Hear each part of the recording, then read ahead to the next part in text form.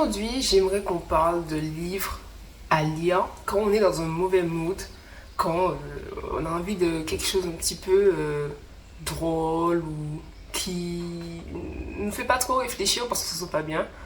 Et moi, je suis très adepte de ce genre de lecture, donc je vais vous en recommander quelques-unes.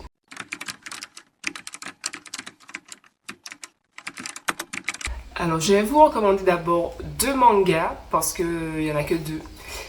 C'est évidemment, on ne présente plus, mais la saga Spy X Family. Donc, quand même, pour ceux qui n'en ont pas entendu parler, en fait, c'est l'histoire d'un homme, c'est un espion, et en fait, il va créer une fausse famille avec une petite fille qu'on apprend qu'il aura des pouvoirs et une femme qui sera sa fausse femme, mais qui elle aussi, elle est tueuse à gages ou quelque chose comme ça. Et donc en fait ils travaillent pour le gouvernement, un truc secret et tout, et ils essaient de garder la paix entre deux pays quoi. Et en fait on va les suivre dans les aventures, mais c'est vraiment tellement très léger, le ton il est drôle, c'est vraiment très centré sur la blague. Enfin, je veux dire, les enjeux sont forts, mais on a vraiment l'impression de lire un livre qui est de l'ordre du comique parce qu'il y a vraiment des situations rocambolesques. Et comme on a beaucoup le point de vue de la petite fille, elle est adorable et super drôle aussi parce que du coup c'est une enfant, donc elle a des façons de réfléchir qui servent le plot ou non parfois, et c'est vraiment super drôle, donc je recommande, même si je pense que beaucoup de gens connaissent. Mais Spice Family, bon, on entend espion famille, ça ne dit pas forcément que c'est vraiment drôle. Après, à voir si ça accroche ou pas. Et en second, on a Komi cherche ses mots. Donc, en fait, c'est l'histoire d'une petite fille timide, mais elle est super grande et belle, et elle arrive dans un lycée, ou au lycée, et en fait, elle sait pas parler aux gens. Mais elle est adorable et gentille, mais c'est juste qu'elle n'arrive pas à se faire des amis, et tout le monde la voit d'une certaine façon qui n'est pas vraiment ce qu'elle est, puisqu'elle n'arrive pas à s'exprimer. Donc, en fait, du coup, ça traite de sujet de la timidité, mais elle aura un garçon, du coup, je pense qu'il est aussi intéressé, qui va l'aider à s'ouvrir aux autres et à vaincre sa timidité. Donc en fait, ça va parler d'amitié, peut-être d'amour plus tard. Je suis qu'au tome 2 pour l'instant. La saga Spy X Family, d'ailleurs, je suis au tome 4. Et ce sont des lectures vraiment très drôles, cosy. Il n'y a pas de gros enjeux, c'est un peu tranche de vie, mais marrante. En termes de roman, il y a la saga The Brown Sisters, dont je vous ai déjà parlé. Je ne l'ai pas terminée, je suis au tome 2 sur 3. La saga a été écrite par Talia Hibbert, qui est une autrice anglophone. Je crois qu'elle habite elle habite en Angleterre, si je ne me trompe pas. Et en fait, elle écrit, mais c'est de la représentation de femmes noires dans des relations de romance, où leur identité, en fait, est complètement décentralisée. Même si, bien sûr, ça peut être un sujet en fonction des situations, mais la plupart du temps, c'est vraiment la romance, parce que ce sont des romances, et c'est hilarant. Hilarant, c'est-à-dire que c'est dans les peu de livres qui existent où je rigole vraiment en lisant. C'est-à-dire que je suis en train de lire toute seule dans ma chambre et je suis en train de rigoler, quoi. Tellement il y a des situations un petit peu rocambolesques. Donc, ça dépend des moods, effectivement, comme je disais, il y a des romances avec lesquelles j'ai de plus en plus de mal en ce moment, mais à l'époque, en tout cas, ne serait-ce que le tome 1, c'était vraiment une excellente lecture, ça m'a fait beaucoup rire, c'était quand même assez deep par moment parce que ça traite de maladies, notamment At Your Age, donc c'est le tome 1. Je ne sais pas d'ailleurs si la saga a été traduite ou non, moi je l'ai lu en anglais, mais le niveau est totalement accessible, je pense, pour ceux qui veulent débuter en anglais, c'est totalement faisable.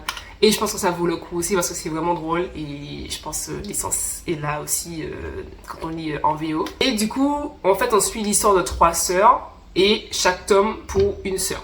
Ensuite, on a Bromance Book Club de Lisa K. Adams. Et là encore, j'en avais parlé parce que c'est une saga que j'avais bien aimée, un peu moins sur le dernier tome, mais quand on est dans un mood un peu panne de lecture ou on sait pas trop quoi faire, c'est vraiment un go-to.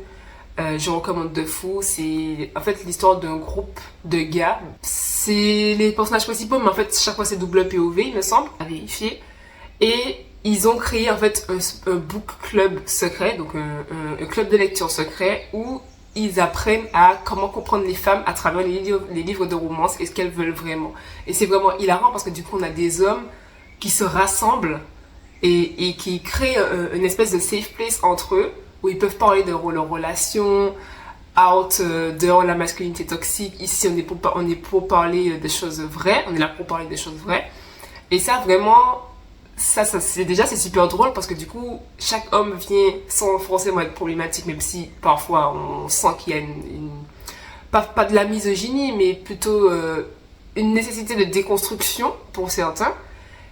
Et en fait, ils arrivent avec leurs gros sabots, moi je fais comme ci, moi je fais comme ça, et en fait on leur dit non, non, non, c'est pas comme ça que ça marche, ça les filles, non, non, non. Bien sûr, ils essayent de pas trop jouer sous les clichés et les généralités en mode toutes les filles doivent aimer les fleurs ou autre. Ça, c'est plus profond que ça quand même.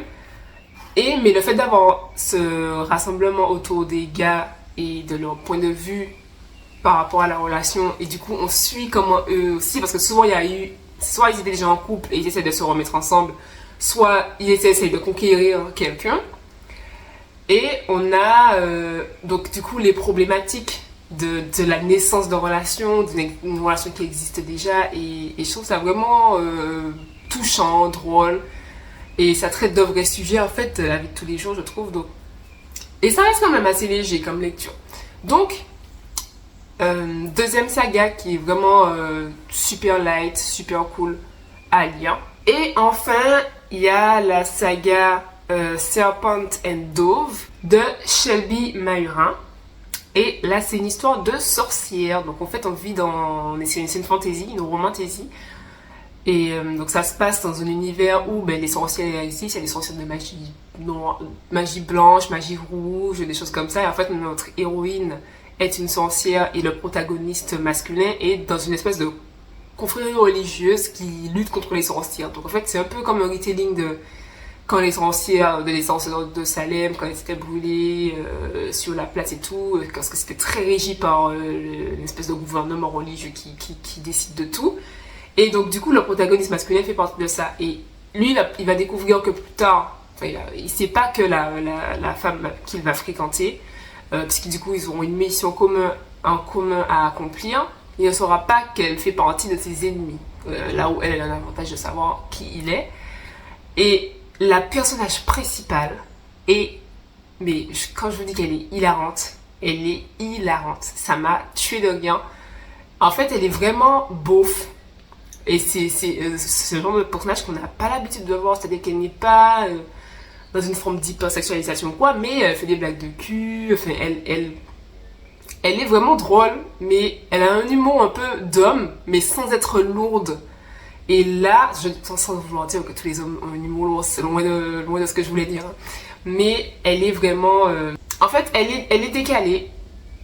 Et ça retire beaucoup de du sérieux qu'on a dans les gros enjeux politiques, de fantaisie, géopolitique et tout. Là, on a un conflit quand même entre justement cette confrérie religieuse-là et les organisations de sorcières, puisque voilà, c'est le mal et le bien finalement, en principe. C'est pas centré tant sur ça. C'est-à-dire que c'est assez équilibré entre la romance et tout. Mais il y a aussi le fait que du coup il se passe pas énormément de choses en termes de smut. Et là c'est quand même assez agréable parce que j'aime pas comme ça dans les tomes 1 où il y a déjà beaucoup trop de choses qui se passent entre eux. Moi je trouvais que c'était quand même intéressant à lire. Et je recommande si vous êtes dans un mood, comme je disais, un petit peu triste, un petit peu voilà, ça c'est vraiment hilarant. Je recommande de fou. Donc voilà, c'était des petites idées de livres. Si vous êtes en panne, si vous savez pas quoi lire, si vous avez envie de quelque chose de différent, plus léger, n'hésitez pas à me dire si vous les avez déjà lus ou si vous comptez les lire. Ça m'intéresse. Et on se dit à bientôt.